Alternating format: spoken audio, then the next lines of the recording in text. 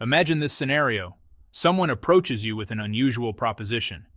They're willing to hand you $8 million, but there's a catch. You must use that money to cultivate 20,000 acres of grapevines in one of the most inhospitable places on Earth, a vast desert where nothing grows, where water is scarce, and where sandstorms rage without warning. Would you take that bet? Would you risk everything on what seems like an impossible dream? For most people, the answer would be a resounding no. It sounds absurd, perhaps even foolish. Yet in China, one entrepreneur turned this seemingly irrational idea into an extraordinary reality that would eventually capture the attention of the entire nation and the world beyond. The year was 2012. A Chinese businessman made a decision that left many scratching their heads in disbelief. He spent $4 million to acquire 7,500 acres of barren Gobi Desert, land that appeared utterly worthless to the untrained eye. His plan? To transform this desolate expanse into thriving vineyards capable of producing world-class wine. The reaction was predictable. Critics dismissed the venture as financial suicide. Friends and colleagues questioned his judgment. Even experienced agriculturalists warned him about the insurmountable challenges ahead. The Gobi Desert, after all, is one of the harshest environments on the planet. A place where temperatures fluctuate wildly, where rainfall is almost non-existent, and where nothing but the hardiest desert plants dare to survive. But this businessman refused to listen to the doubters. He pressed forward with unwavering determination, embarking on what many considered a fool's errand. 8 years later, the landscape had changed beyond recognition. Where once there was only sand and stone, lush vineyards now stretched across the horizon. The entrepreneur hadn't just grown grapes in the desert. He had established 100 small wineries, created thousands of jobs, and transformed a wasteland into a flourishing oasis of economic opportunity. His success story resonated throughout China and beyond, serving as powerful proof that human persistence and innovation can overcome even nature's most formidable obstacles. It demonstrated that with enough dedication, scientific knowledge, and sheer willpower, miracles can indeed be manufactured, even in places where life itself seems impossible. So how exactly did he accomplish this remarkable feat? What strategies did he employ to make grapes flourish where nothing had grown before? And what does his journey tell us about humanity's ability to reclaim our planet's most degraded landscapes? Before we dive deeper into this incredible story, I'd like to invite you to subscribe to our channel. By subscribing, you'll ensure you never miss our future explorations of remarkable human achievements and the innovative solutions people are developing to tackle our world's greatest challenges. Now, let's journey into the heart of this desert transformation. To truly appreciate the magnitude of what this businessman accomplished, we first need to understand the scale of the environmental challenge that China has been grappling with for decades. Desertification has long plagued the Chinese landscape. It's not merely an environmental concern, it's an existential threat to millions of people living in affected regions. The numbers paint a sobering picture. China's desertified lands span a staggering 2.622 million square kilometers. To put that in perspective, that's roughly 27.4% of the country's entire land area, an expanse larger than the combined territories of France, Spain, Germany, and the United Kingdom. These vast desert regions don't just sit there passively. They act as massive launching pads for destructive sandstorms that sweep across populated areas with terrifying regularity. These storms aren't mere inconveniences. They're life-threatening events that have claimed countless lives throughout history. The damage extends far beyond human casualties. Livestock perish by the thousands when these storms strike. Entire harvests disappear under mountains of sand in a single afternoon. Communities that depend on agriculture for survival watch helplessly as their crops are obliterated, their water sources contaminated, and their homes buried beneath advancing dunes. For people living on the edges of these desert regions, life has been a constant struggle against an encroaching enemy. Each year, the sands would creep closer, swallowing farmland, forcing families to abandon their homes, and creating a humanitarian crisis that threatened to spiral out of control. But China refused to surrender to the desert. Beginning in 1988, the Chinese government launched an ambitious national campaign to combat desertification through massive tree planting initiatives. This wasn't a small-scale environmental project. It was warfare against the desert itself, fought with saplings instead of weapons. The scale of this green revolution is almost incomprehensible. Over the following decades, China planted more than 18 billion trees across its desert regions. Yes, you heard that correctly. 18 billion individual trees, each one representing a small victory against the advancing sands. The results have been remarkable. Approximately 280 million acres of degraded desert land have been significantly improved through these efforts. That's an area roughly the size of Egypt, transformed from lifeless wasteland into ecosystems capable of supporting plant and animal life. The government didn't stop there. To protect and consolidate these gains, authorities implemented strict conservation measures covering 26.58 million additional acres of at-risk land.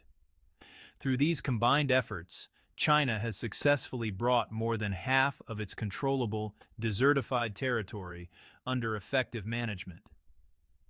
But perhaps most importantly, China recognized that this battle couldn't be won by government action alone. The campaign needed to become a national movement, one that engaged citizens from all walks of life.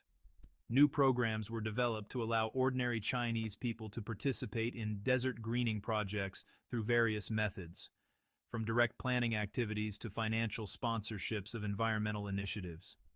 It was against this backdrop of national environmental mobilization that our story's protagonist entered the scene. The man at the center of this remarkable transformation is Liu Jingqi, a name that would eventually become synonymous with desert agriculture innovation in China. Liu Jingqi's path to vineyard ownership was anything but conventional. His fortune was built not on wine, but on coal, one of the oldest and dirtiest energy sources known to humanity. In the early 1990s, China's economy was rapidly industrializing, and coal was the fuel powering that transformation. During this period, many entrepreneurs were rushing to sell their coal mining operations, believing the industry had peaked. But Liu Jingqi saw something different. Where others saw a declining sector, he identified opportunity. Going against the prevailing sentiment, Liu made a contrarian bet. He purchased a coal mine when prices were depressed, positioning himself perfectly for what came next. As China's economy continued its explosive growth, demand for coal skyrocketed. The coal market didn't just rise, it soared. Liu Jingqi's gamble paid off spectacularly. He didn't just operate one profitable mine. He expanded his empire, growing from a single operation to 8 separate coal mines. He diversified further by developing more than 10 port facilities to handle coal transportation. In the span of just 1 decade, Liu accumulated wealth measured in billions of yuan, joining the ranks of China's industrial elite. By any conventional measure, Liu Jingqi had achieved extraordinary success. He could have easily continued extracting coal, collecting profits, and living comfortably for the rest of his life. But as the 21st century dawned, something shifted in his thinking. Liu began questioning the sustainability of his business model. Yes, coal had made him wealthy beyond measure, but he understood a fundamental truth that many in his position refused to acknowledge. Coal is a finite resource. Every ton extracted brings the day of depletion one step closer. He could see the writing on the wall. Eventually, the coal would run out, and with it, the foundation of his fortune. This realization set Liu on a quest for new opportunities, businesses that could thrive long into the future without depending on depleting natural resources. The turning point came unexpectedly, as these moments often do. Liu encountered an investment promotional video about China's wine industry. The presentation focused on Ningxia, a region in northwestern China where local authorities were attempting to develop what they called a grape corridor, an ambitious project to establish the area as a premier wine-producing region. The concept intrigued Liu immediately. Wine represented everything coal wasn't: renewable, sustainable, and dependent on cultivation rather than extraction. The wine industry also had immense growth potential in China, where an emerging middle class was developing sophisticated tastes and a growing appreciation for quality wines. Driven by curiosity and entrepreneurial instinct, Liu decided to investigate this opportunity firsthand. He booked a flight to Ningxia to see the proposed grape corridor with his own eyes. When Liu Jingqi arrived in the Heilin mountain region of Ningxia, the reality he encountered was far removed from the polished promotional materials he'd seen. The landscape before him was unforgiving, a vast expanse of Gobi desert that stretched to the horizon in every direction. There was no welcoming farmland, no promising soil, no signs of agricultural potential. Instead, Liu found himself standing in what could only be described as a wasteland. Strong winds whipped across the barren terrain, lifting clouds of yellow sand that stung his face and filled his lungs with grit. He surveyed his surroundings, searching for any signs of life, any indication that this place could support agriculture. There were no trees to provide shade or break the wind. No rivers or lakes offered water for irrigation. Not even basic infrastructure existed. No roads, no power lines, no facilities of any kind. This was the Gobi Desert in its rawest, most inhospitable form. The friends and business associates who had accompanied Liu on this inspection tour were unanimous in their assessment. This was a terrible investment. They enumerated the obvious problems: the hostile environment, the massive capital requirements, the slow return on investment, and the astronomical risk of total failure. From their perspective, attempting to grow anything here, let alone delicate wine grapes, was pure madness. Any reasonable businessman would have agreed with them. The sensible decision was clear: thank the local authorities for their time, return to the profitable coal business, and forget about this desert fantasy. But Liu Jingqi wasn't interested in reasonable decisions. Despite all the obvious challenges, despite the warnings from his companions, despite the seemingly insurmountable obstacles before him, Liu saw something else in that barren landscape. He saw potential. He saw possibility. He saw a challenge worth accepting. In 2012, Liu made his move. He invested $4 million to purchase 7,500 acres of Gobi Desert. The transaction baffled many observers. Why would anyone pay millions for worthless desert land? What could possibly be gained from such a purchase? Liu had his answers, but he kept them to himself. He was about to embark on a journey that would test every ounce of his determination, resourcefulness, and faith in his vision. He moved to the desert and began his new life among the sands. Almost immediately, Liu encountered his first major obstacle, and it was a fundamental one: water. Growing any crop requires water, but grapes are particularly demanding. The irrigation needs of grapevines are complex and change dramatically throughout their growth cycle. During the early stages, when the vines are establishing themselves and developing their branch and leaf systems, they require cooler temperatures and abundant water. The young plants are, thirsty and vulnerable, needing consistent moisture to survive. But the requirements shift dramatically once the vines begin producing fruit. During the fruiting and ripening phases, water must be carefully restricted. Too much water during this period dilutes the sugars in the grapes, resulting in bland, unremarkable fruit. To produce grapes with the concentrated sweetness necessary for quality wine, the vines must experience controlled water stress, forcing the plants to channel all their energy into the developing fruit clusters rather than continued vegetative growth. Managing this delicate balance requires a sophisticated irrigation system capable of precise control. In conventional vineyard regions with reliable rainfall and groundwater, this is challenging enough. In the Gobi Desert, it seemed nearly impossible. The Gobi offered no natural water sources. There were no lakes, no rivers, no streams. The groundwater table lay hundreds of feet below the surface, buried so deep that accessing it would require industrial-scale drilling operations, expensive, technically complex, and uncertain of success. Liu needed another solution, and he found it in the Yellow River. The Yellow River, one of China's great waterways, flowed several hundred meters away from Liu's land. If he could somehow transport water from the river to his vineyards, the irrigation problem could be solved. But bridging that distance required massive civil engineering. Liu made the decision to build an irrigation canal system. This wasn't a small ditch that could be dug with a few workers and shovels. This was a major construction project requiring sophisticated planning, heavy equipment, and a small army of laborers. Liu hired more than 1,000 local migrant workers for the construction effort. For months, these workers toiled under the brutal desert sun, excavating tons of sand and rock, shaping channels, and creating the infrastructure needed to transport life-giving water to Liu's vineyards. The project consumed enormous resources, both financial and human. The physical labor was backbreaking.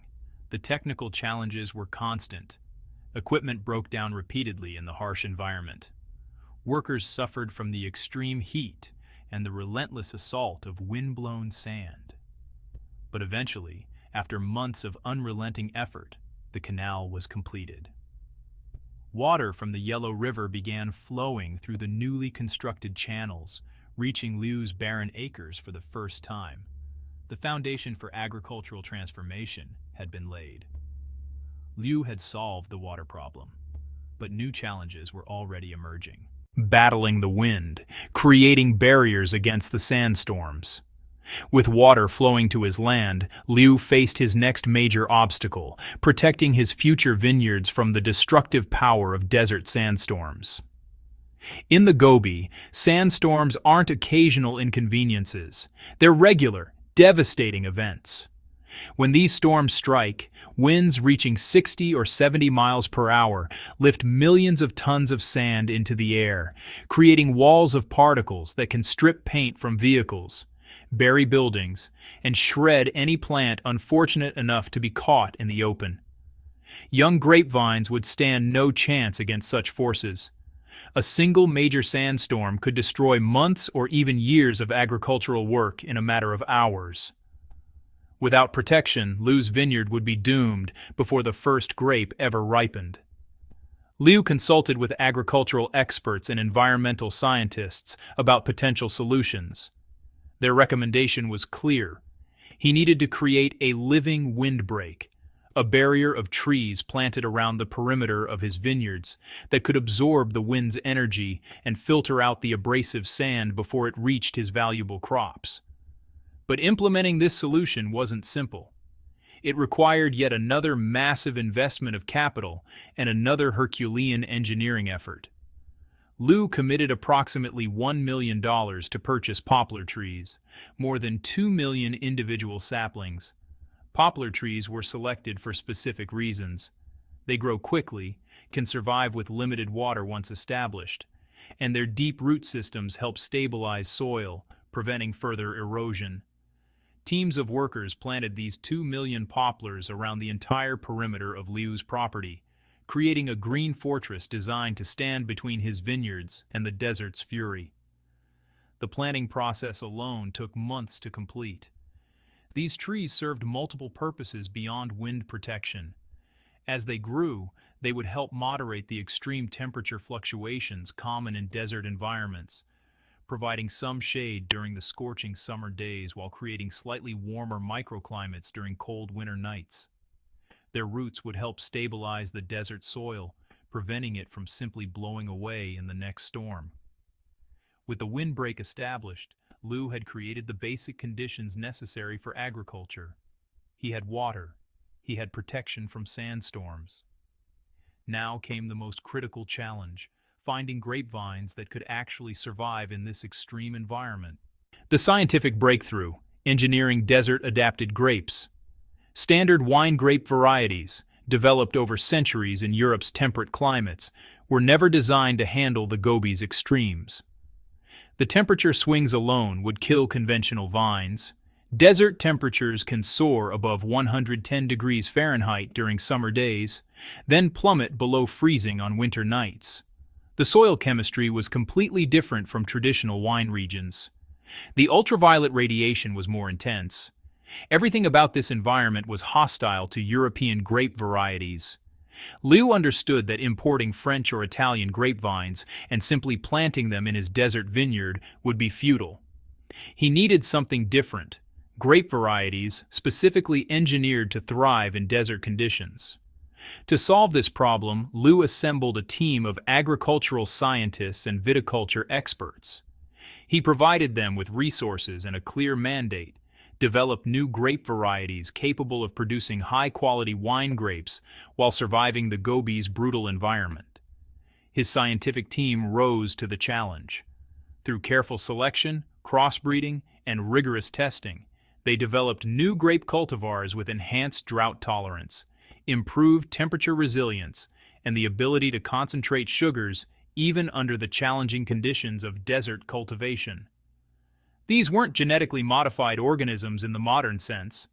The team used traditional breeding techniques, selecting and cross-pollinating plants with desirable characteristics.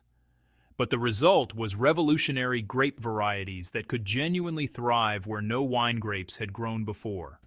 With these specially adapted seedlings in hand, Liu finally began planting his vineyards in earnest.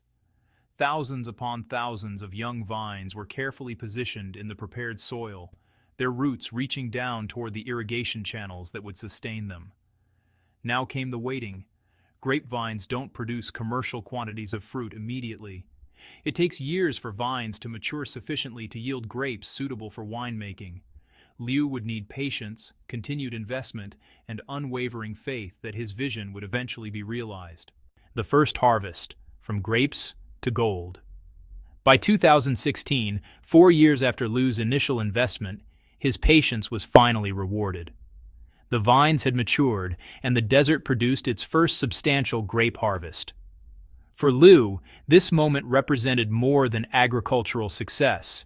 It was validation of his entire vision. Those who had mocked his desert venture now had to acknowledge that he had accomplished something many believed impossible.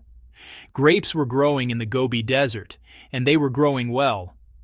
But harvesting grapes was only half the battle. Liu's ultimate goal wasn't to sell fresh grapes, it was to produce world-class wine. And winemaking is an art form as much as a science, requiring expertise, precision, and experience that can't be purchased or manufactured overnight. Liu understood his limitations. He was a coal magnate turned agricultural entrepreneur, not a winemaker. If he wanted his desert grapes to become exceptional wine, he needed to bring in specialists who had dedicated their lives to the craft. He invested in constructing a state-of-the-art wine cellar, equipped with temperature and humidity controls necessary for proper fermentation and aging. He then recruited internationally experienced winemakers, bringing foreign experts to his Gobi facility. These specialists brought decades of knowledge from established wine regions around the world, France, Italy, California, Australia, and applied their expertise to the unique characteristics of Liu's desert grapes. Together, Liu's team and the foreign experts developed detailed winemaking protocols specifically tailored to the properties of these desert-grown fruits. They experimented with fermentation temperatures, aging processes, and blending techniques, working to extract the best possible flavors from these unprecedented grapes. In 2018, 6 years after Liu's initial land purchase, the first bottles of wine from his desert vineyard were finally ready. The moment of truth had arrived. When Liu and his team opened those first bottles and poured the wine into glasses, they discovered something remarkable. The wine wasn't merely drinkable, it was genuinely excellent. The flavor profile was rich and complex, with the depth and character found in wines from prestigious, established vineyards. The desert growing conditions, far from being a liability, had actually created unique characteristics in the grapes that translated into distinctive and appealing wine. But Liu wanted more than local appreciation. He wanted to prove that desert wine could compete on the world stage. Conquering the world. Triumph in France. In 2020, Liu Jingqi made a bold decision that would either validate his years of work or expose his desert wine as an inferior product.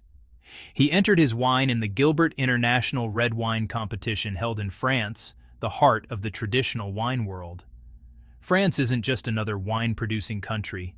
It's the spiritual home of fine wine, where standards are exacting and judges are notoriously difficult to impress. The Gilbert competition attracts entries from the most prestigious wineries across the globe, each one representing years or even centuries of winemaking tradition and expertise.